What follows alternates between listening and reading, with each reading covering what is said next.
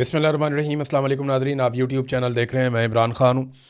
सबसे पहले तो ये है कि इसराइल ने वो काम किया है जिसका ईरान ने थोड़े दिन पहले वार्निंग दी थी कि अगर हमारे एनर्जी के इंफ्रास्ट्रक्चर को तबाह किया गया तो फिर खलीजी ममालिक में ऐसी सूरत हाल बन जाएगी। अब अमेरिका और इसराइल ने एक इंतहाई कदम उठाया है। इसकी वजह और बहुत सारी चीज़ें मैं आपको बताता हूँ और रद्द-ए-अमल भी आपको बताता हूँ, लेकिन पहले ज़रा पाकिस्तान से कुछ बड़ी ख़बरें हैं वो आप तक मैं पहुँचा दूँ। इमरान खान साहब की बहनों की बिल्कुल मुलाकात नहीं करवाई गई। कल का दिन भी गुजर गया और बार बार उन्होंने मिलने की कोशिश की, लेकिन कई महीने गुजर गए, इमरान खान साहब की कोई खैर खबर नहीं है। इन्फॉर्मेशन सिर्फ वही बाहर आती है जो सरकार बताती है, और सरकार जो बताती है उस पर भरोसा किया नहीं जा सकता, क्योंकि मौजूदा सरकार ने इतने झूठ बोले हैं, इतने फ्रॉड किए हैं कि इन पे भरोसा मुमकिन नहीं है। इमरान खान साहब से इनकी एक लड़ाई है और इनका बुग़्ज़, नफ़रत, ये सारा और दुश्मनी आपके सामने है। ऐसी सूरत हाल में इन पे भरोसा किया ही नहीं जा सकता। जब पाकिस्तान के आर्मी चीफ़ की एक आदमी के साथ बराह रास्त लड़ाई है और आर्मी चीफ़ ज़ाती हैसियत में उस शख्स को टारगेट करे तो फिर कोई गुंजाइश रहती नहीं है। पाकिस्तान का सारा निज़ाम जो है पाकिस्तान की मिलिट्री एस्टेब्लिशमेंट के सामने मफलूज है, और ये बात पाकिस्तान में कोई ढकी छुपी नहीं है। हालात यहाँ तक पहुँच गए हैं कि इमरान खान साहब को ईद पर पहनने के लिए जो कपड़े भिजवाए गए जेल में, वो कपड़े भी वापस भिजवा दिए गए।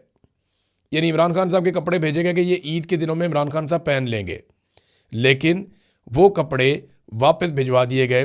दुश्मन अगर मिले तो कम ज़र्फ़ ना मिले, ये भी एक बड़ा अल्लाह ताला की तरफ से एक आजमाइश होती है कि ऐसा दुश्मन मिल जाए जो कम ज़र्फ़ हो। यानी ईद के कपड़ों का क्या मसला था, वो तो दिए जा सकते थे, लेकिन पाकिस्तान तहरीक इंसाफ ने बताया कि इमरान खान साहब के ईद के कपड़े जो भिजवाए गए वो भी वापस भिजवा दिए गए। अब इमरान खान साहब की रिहाई कैसे होगी, बड़ा सवाल ये है, क्योंकि जो इस वक्त मिलिट्री एस्टेब्लिशमेंट ने इमरान खान साहब को जकड़ के रखा हुआ है वो तो छोड़ेंगे नहीं। सवाल ही पैदा नहीं होता, उनके सर्वाइवल का मामला है। उन्हें ये पता है कि अगर ये इमरान खान हमारे हाथ से निकल गया और इस तरह बाहर चला गया तो उसके बाद फिर हर दिन हम नीचे जाएंगे और हमारी शिकस्त का ऐलान हो जाएगा। वैसे तो ये अवाम में हार चुके हैं, लेकिन ये शिकस्त का ऐलान नहीं कर रहे। इमरान खान साहब तो डील करते नहीं, तो डील करके तो वो बाहर आएंगे नहीं, और पाकिस्तान तहरीक इंसाफ एहतजाज करती नहीं है, क्योंकि एहतजाज के बगैर फिर कोई रास्ता निकलेगा नहीं। लेकिन अब पाकिस्तान तहरीक इंसाफ ने एक एहतजाजी तहरीक खड़ी करने का इसलिए भी फ़ैसला किया कि वो कहते हैं जी हमें दीवार के साथ लगाया जा रहा है। हमने पूरी कोशिश की है। सलमान अकरम राजा साहब बैठे हुए थे, जुनैद अकबर साहब थे, शाहिद खटक थे, बाकी अयाज साहब थे और कुछ और लोग थे। तो इन्होंने एक प्रेस कॉन्फ्रेंस की है और पार्टी की काफ़ी मुशावरत के बाद इन्होंने ये प्रेस कॉन्फ्रेंस की है। अब वो कह रहे हैं कि इमरान खान रिहाई मूवमेंट ईद के बाद हम शुरू करने जा रहे हैं। अव्वल तो ये ने बहुत पहले करना चाहिए था। जब ये मुख्तलिफ़ जगहों पे रैलियां निकाल रहे थे, मैं तभी कह रहा था कि ये ग्राउंड पे कोई काम नहीं हो रहा, ये सिर्फ एक मोमेंटम बन रहा है, अच्छे विजुअल्स बन रहे हैं, लेकिन इसका कोई ताल्लुक किसी तहरीक के साथ नहीं है। जो स्ट्रीट मूवमेंट है, वो जो इमरान खान साहब ने आज से कई महीने पहले कहा था, उसकी अलिफ बे भी अभी तक शुरू नहीं हुई, और अब ईद के बाद स्ट्रीट मूवमेंट का पहला कदम उठाया जाएगा। इससे पहले जो कुछ भी हुआ वो स्ट्रीट मूवमेंट नहीं थी, वो वैसे ही एक मूवमेंट थी, लेकिन जो स्ट्रीट मूवमेंट होती है उसके लिए पहला कदम ईद के बाद उठाया जाएगा। उसमें वो ये कह रहे हैं कि खैबर पख्तूनख्वा की विलेज कौंसिल तक 272 कैंप लगाए जाएंगे। पहले मरहले में 1 लाख नौजवानों को और फिर उसके बाद बतदरीज 10 लाख नौजवानों को इस टीम का हिस्सा बनाया जाएगा, इन्हें रजिस्टर्ड किया जाएगा। अब आगे ईद आ रही है, ईद पे तमाम कैदियों की मुलाकातें होंगी, बड़ा बंदोबस्त किया जाता है, लेकिन इमरान खान साहब की मुलाकात का कोई इम्कान दिखाई नहीं देता। बैरूनी दुनिया से इमरान खान साहब का राब्ता कुल्ली तौर पे मुनक़ता है, और ये पाकिस्तान का सबसे मकबूल लीडर है। इसकी जमात को अवाम ने 2/3 अक्सरियत दी है। इसके तमाम सूबों और वफाक के अंदर अवामी नुमाइंदे मौजूद हैं। और देखिए, इनकी अपनी जमात में कुछ लोग ऐसे दिखावा करते हैं इमरान खान साहब की जमात में, जैसे वो इमरान खान पे एहसान कर रहे हैं और इमरान खान डील ना करके ज़्यादती कर रहे हैं। इस किस्म का लोग अब तासुर देते हैं। तो आसिम मुनीर साहब का कंट्रोल इस नौइयत का है कि अब तसादुम के अलावा कोई और रास्ता बचा नहीं है। पाकिस्तान तहरीक इंसाफ ने बार बार कहा कि हमें दीवार के साथ ना लगाया जाए, लेकिन बात बनी नहीं। अब सुहेल अफरीदी ने एक और कदम उठाया। एक तो ये सुहेल अफरीदी ने इसको लीड करना है। इमरान खान साहब ने सुहेल अफरीदी को कहा था कि आपने स्ट्रीट मूवमेंट की तैयारी करनी है। अब वो तैयारी शुरू होने वाली है, तो ईद के बाद सुहेल अफरीदी को लीड करना पड़ेगा। ये हलफ बर्दारी होगी, नौजवानों को इकट्ठा करेंगे। अगर 10-20 लाख नौजवान इकट्ठे हो जाते और वो इमरान खान को छुड़वाना चाहते हैं, मसला ही कोई नहीं है। ये फिर बाकी कौम भी निकल आएगी। मैं जानता हूँ ना, ये कौम इंतज़ार कर रही है एक मरतबा नौजवानों के बाहर निकलने का। अगर वाकई नौजवान बाहर निकल आते हैं लाखों की तादाद में और वो ये कहते हैं कि इमरान खान को रिहा किया जाए, क्योंकि देखिए केस तो है ही कोई नहीं, अदालतों ने तो छोड़ना नहीं है जब तक कि मिलिट्री एस्टेब्लिशमेंट छोड़ने ना दे। तो ये तो दबाव मिलिट्री एस्टेब्लिशमेंट पर डालना है नौजवानों ने। जब नौजवान निकल आएंगे ना, ये ऑटोमेटिकली पूरा पाकिस्तान बाहर निकल आएगा। लेकिन नौजवानों को यहाँ पे पहला कदम उठाना पड़ेगा। अब नाजरीन, अंदर की खबरें लीक की जा रही थी, खैबर पख्तूनख्वा हाउस हो, केपी हाउस हो, कहीं पे भी सीएम हाउस, और खैबर पख्तूनख्वा में वहाँ पे अंदर से खबरें लीक की जाती हैं। आपको पता है एजेंसियों के बंदे हर जगह घुसे होते हैं, ख़ास तौर पे ये जो स्पेशल ब्रांच है ये तो काम ही ये करती है। तो सुहेल अफरीदी को इस बात का पता चल गया, उन्होंने पूरी की पूरी स्पेशल ब्रांच की टीम ही फारिग कर दी, निकालो उन्होंने कहा सारों को। और फ्रंटियर के जो रिजर्व पुलिस है इसके 53 नए एहलकार उन्होंने तैनात किए हैं और स्पेशल ब्रांच को फारिग किया है, जो अंदर का डाटा, अंदर की खबरें, सियासी फैसले और ये सारी चीज़ें लीक कर रहे थे। तो सुहेल अफरीदी साहब ने एक अहम कदम उठाने से पहले, कि इससे पहले कि लिस्टें बने, रजिस्ट्रेशन हो, नौजवान शामिल हों, सबसे पहले तो इनको फारिग किया जाए, तो उन्हें फारिग कर दिया गया है। नाज़रीन, पाकिस्तान में हालात यहाँ तक पहुँच गए हैं कि आपको मालिक साहब को आप जानते होंगे, प्रोग्राम करते हैं टीवी पे। तो मालिक साहब ये वो शख्सियत हैं जिन्होंने इमरान खान साहब के सामने बैठकर गिरेबान पकड़ने की बात की थी। छोटी मोटी खबर थी, मईशत में थोड़ा उतार चढ़ाव आ रहा था, तो उस वक्त के वज़ीर आज़म का इन्होंने गिरेबान पकड़ने की बात की थी। तो इमरान खान ने बड़ी कुशादा दिली से वो बात सुनी भी और उसका जवाब भी दिया। लेकिन आज वही मालिक जो है वो एक जहाज़ खरीदे जाने पे उन्होंने 17 सवाल किए, उनका प्रोग्राम ही बंद कर दिया बीच में और उनको धमकियां भी लगा दी, वो प्रोग्राम चला ही नहीं। तो आप अंदाज़ा करें कि यहाँ जमहूरियत है या नहीं, और इमरान खान इनसे कितना बेहतर आदमी था ये भी आप अंदाज़ा कर लें। मरियम नवाज़ इस मुल्क की, ऐसा लगता है मरियम नवाज़ और उसका बेटा इस मुल्क की नई मुकद्दस गायें हैं। यानी इससे पहले बहुत सारी मुकद्दस गायें हमने देखी हैं, अदलिया में बहुत सारी मुकद्दस गायें आकर बैठ जाती हैं, पाकिस्तान के जर्नैल जो हैं वो मुकद्दस गायें बन जाते हैं।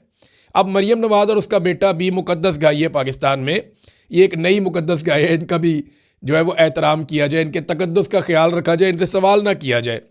देखिए सवाल तो छोटा सा है ना कि जहाज़ लिया क्यों और जहाज़ लिया कैसे, तरीक़ाकार बता दें, फिर ये किसके नाम पे है, फिर ये जहाज़ का इस्तेमाल कौन कर रहा है, ये यूरोप कौन लेकर गया, फिर किसको उजलत में वापस बुलाया गया, एक कहानी क्या है। छोटे छोटे सवाल हैं, पूरा सोशल मीडिया पूछ रहा है, पूरा पाकिस्तान पूछ रहा है। इन सवालों के जवाब देने की बजाय प्रोग्रामों की बंदिश, बस ये इतना ही कर सकते हैं, इससे ज़्यादा इनकी औकात नहीं है। हालात इनके ये हैं कि वैसे ये जहाज़ भागने के लिए, मैं आपको बताऊं, ये भागने के काम आएगा। ये जो गैर मुल्की पायलट से इन्होंने भर्ती की है ना, इन्होंने पहली फ़्लाइट से निकल जाना है। जैसे ही हसीना वाजिद वाला कोई सिनेरियो पाकिस्तान में होगा, ये सबसे पहले भाग जाएंगे। और गैर मुल्की पायलट इसलिए रखेंगे, पूछने वाला कोई नहीं होगा, उनको लेंगे और निकल जाएंगे। ये दुनिया की वाहिद वज़ीर आला है जिसके पास अय्याशी के लिए इतना शानदार और महंगा जहाज़ है। किसी और वज़ीर आला के पास इतना महंगा और अय्याशी वाला जहाज़ पूरी दुनिया में नहीं है, बल्कि बड़े बड़े अमीर ममालिक के हुक्मरानों के पास ऐसे अय्याशी वाले जेट नहीं हैं प्राइवेट, जैसा इस अय्याशी वाली वज़ीर आला के पास अय्याशी वाला जहाज़ है। अब मेयो अस्पताल में एक इकलौती एंजियोग्राफी की मशीन रह गई थी, पहले बाकी ख़राब हो गई तो एक ही रह गई थी, वो भी नाकारा हो गई। ये जनाब सबसे बड़ा हॉस्पिटल है मेयो हॉस्पिटल, वहाँ पे एंजियोग्राफी की एक बेसिक मशीन होती है, वो भी नाकारा हो गई। लेकिन जहाज़ चाहिए। हेल्थ वर्कर हो, एजुकेशन के अंदर काम करने वाले लोग हों, टीचर्स हों, या सुथरा पंजाब के बेचारे वर्कर हों, वो सारे कई महीनों से तनख्वाहों के लिए रो रहे हैं। आम आदमी को, गरीब को तनख्वाह नहीं मिल रही। बेशुमार बच्चे जो है, 1 करोड़ बच्चा है वो स्कूलों से बाहर है पंजाब में, लेकिन 11 अरब रुपए का अय्याशी वाला जहाज़ चाहिए। अब जहाज़ लेके एंजॉय कर रहे हैं, तो जब तक कौम नहीं पूछती तब तक मौजा ही मौजा। वैसे तो इदारों ने इन्हें मुकद्दस गाय बना दिया है। अब आ जाए नाज़रीन इंटरनेशनल उस खबर की तरफ जिसने अब एक नई सिचुएशन क्रिएट कर दी है। इसराइल ने ईरान के एनर्जी इंफ्रास्ट्रक्चर पे अटैक कर दिया अमेरिका के साथ मिलकर। ये वो हमला है जिस पे ईरान ने ख़बरदार किया था। डोनाल्ड ट्रंप ने बार बार कहा कि हम जब चाहें पूरे ईरान की बिजली बंद कर सकते हैं, और डोनाल्ड ट्रंप ने यह भी कहा कि हम ये करना नहीं चाहते, क्योंकि हमने ये इंफ्रास्ट्रक्चर तबाह कर दिया तो ईरान को बहुत साल लग जाएंगे वापस अपने पैरों पे खड़ा होने में।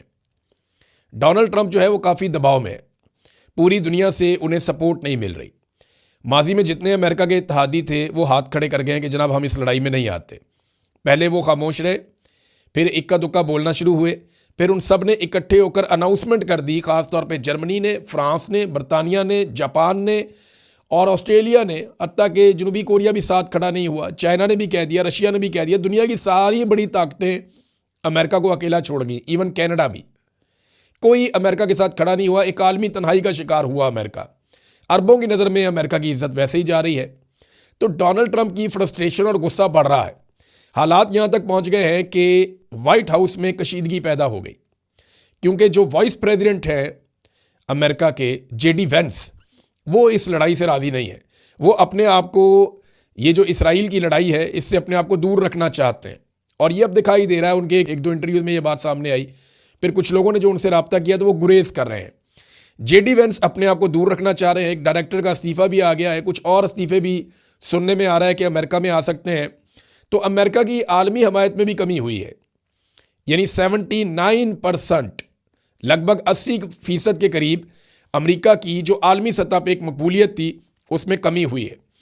और 2024-25 के मुकाबले में दुनिया में जो सबसे नापसंदीदा मुल्क है, डाटा के मुताबिक, ये CNN ने एक रिपोर्ट जारी की है, वैसे दुनिया में जो सबसे नापसंदीदा मुल्क है वो इसराइल है। और उसके बाद अब इस वक्त दुनिया में जो सबसे नापसंदीदा मुल्क देखा जा रहा है ये ईरान पे अटैक के बाद, वो अमेरिका है। और सारी दुनिया ये समझती है कि अमेरिका ने इसराइल की लड़ाई में हिस्सा लिया और इसराइल ये समझता है कि उसको ये मौका दोबारा नहीं मिलेगा। मैं एक चीज़ आपको बता दूं कि डोनाल्ड ट्रंप के जो मुआखज़े के इम्कानात हैं, क्योंकि ट्रंप की बात हो रही है, मैं चलता हूँ अभी एनर्जी वाले मामले में, लेकिन ट्रंप के जो मुआखज़े की बात हो रही है उसका इम्कान कितना है? 69%, 69% इस बात का इम्कान है कि डोनाल्ड ट्रंप की इम्पीचमेंट कर दी जाएगी। ये एक ऐसा प्रोसेस होता है मुआखज़ा करना या इम्पीचमेंट करना जिससे सदर फारिग हो जाता है। सदर के पास इख्तियारात रहते नहीं है, और अगर ये फारिग कर दिया जाए तो फिर नायब सदर आ जाएगा। तो नायब सदर उसके लिए ऐसा लगता है अभी से तैयारी कर रहा है, अपने आप को उन सारे कंट्रोवर्शियल मामलों से दूर रख रहा है जिसमें डोनाल्ड ट्रंप ने फंसा दिया है। तो क्या डोनाल्ड ट्रंप के पास वक्त कम रह गया है? ये बहुत इंपॉर्टेंट है अमेरिका और दुनिया भर के लिए। ये एक टर्निंग पॉइंट साबित हो रही है लड़ाई। ये ऐसा लगता है कि वर्ल्ड ऑर्डर तब्दील हो रहा है। अब अमेरिका के पास पीछे हटने का रास्ता भी नहीं है और इसराइल भी इसके अंदर बहुत बुरी तरह फंस गया है। इन्होंने जो अटैक किया है वो पारस गैस फील्ड है जहां पे अटैक किया गया है। ईरान अपनी ज़रूरत की 80% गैस यहां से हासिल करता है, जबकि 40% बिजली जो पूरे ईरान के अंदर जाती है, 40% इलाकों में, वो ईरान की इस इलाके से बनती है, इसी गैस फील्ड से बनती है।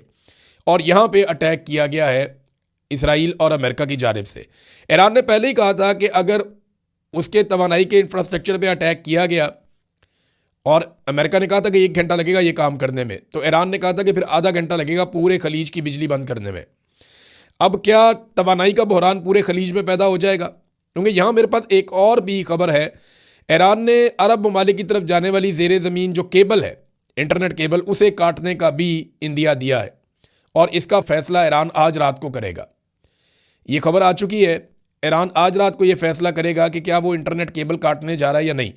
क्योंकि ईरान को ये लगता है कि इस इंटरनेट के ज़रिए से बहुत सारी चीज़ें मैनेज की जाती हैं और बहुत सारी सहूलत मिलती है अमेरिका को, इसराइल को, कि वो इस रीजन के अंदर इंटरफेरेंस करता है।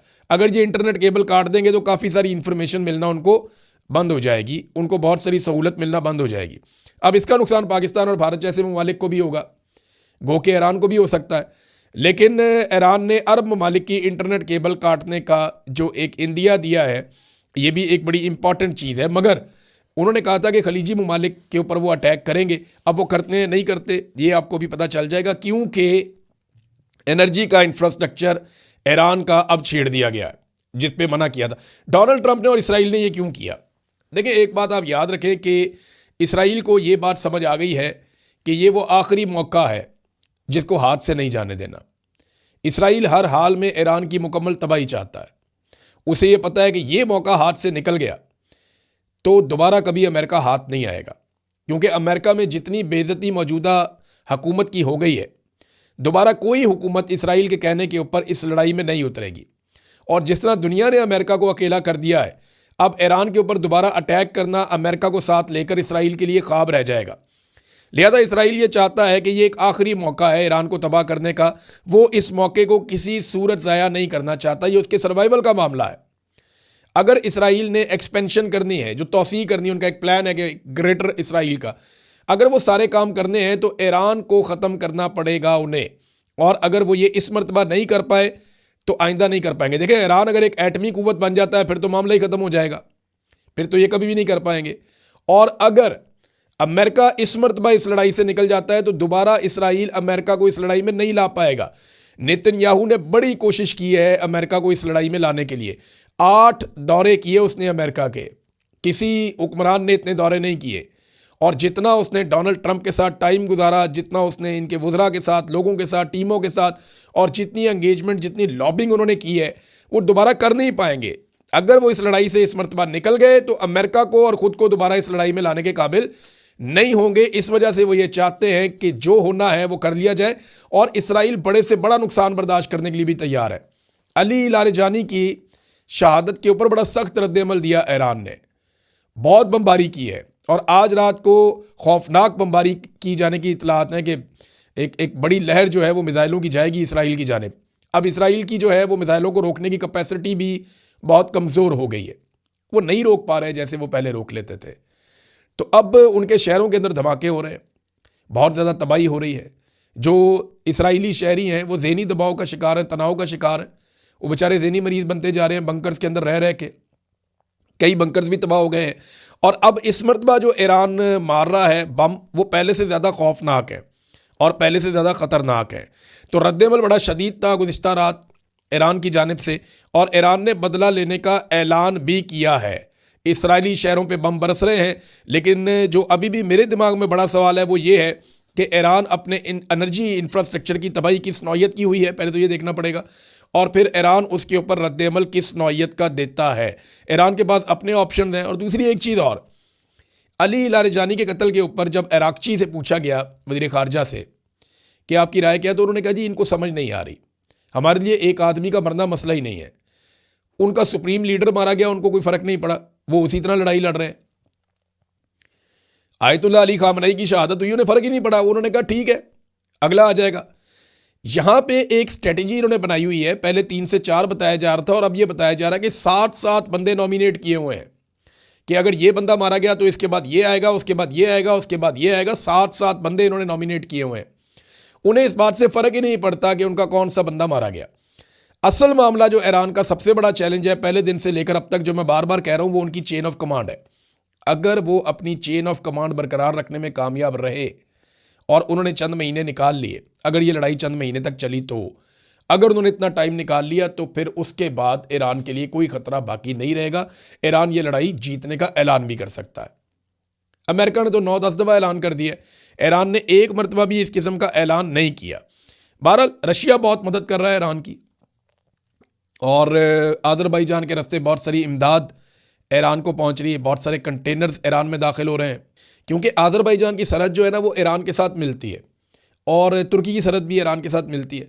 तो आज़रबाईजान के रास्ते, या आज़रबाईजान जो है वो सामान की खेप लगातार ईरान में भिजवा रहा है, और इमदादी सामान ईरान के अंदर जा रहा है। रशिया ने जो मदद की है, अमरीकी अड्डों और असासों की निशानदेही की है, उनकी मालूमात दी है, उनकी इंटेलिजेंस शेयरिंग की है, सैटेलाइट तस्वीर और हमलों में काफ़ी मदद की है रशिया ने। और कुछ अमरीकी जो तज्ज़ियाकार हैं वो बरमला कहते हैं कि चाइना ने जो ईरान की मदद की है अब वो कोई सोच भी नहीं सकता।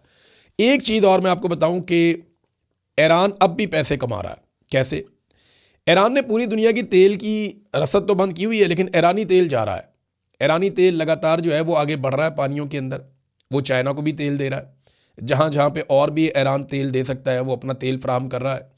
हत्ता कि जो पाकिस्तान के अंदर ईरानी तेल आता है वो आप सब जानते हैं कैसे आता है, तो वो सिलसिला भी नहीं रुका, बल्कि उसके अंदर ज़्यादा तेज़ी आ गई है। तो अब ये जंग शुरू तो हुई थी ईरान की मुखालफत से, और उस वक्त ईरान के ख़िलाफ़ काफ़ी ज़्यादा रद्द-ए-अमल था दुनिया में, लेकिन मुझे ऐसा लगता है कि जब ये जंग ख़त्म होगी तो ईरान को बहुत कुछ मिल जाएगा। गो कि ईरान में बहुत तबाही हुई है, उनका इंफ्रास्ट्रक्चर तबाह हो गया है, उनके बड़े बड़े लीडर जो हैं वो मार दिए गए हैं, लेकिन इसके बावजूद जब ये लड़ाई ख़त्म होगी तो ईरान के पास काफ़ी मौका होगा, लेकिन तब तक उन्हें अपनी चेन ऑफ कमांड बरकरार रखनी पड़ेगी। अब तक के लिए इतने, अपना ख्याल रखिएगा, अपने इस चैनल का भी। अल्लाह हाफ़िज़।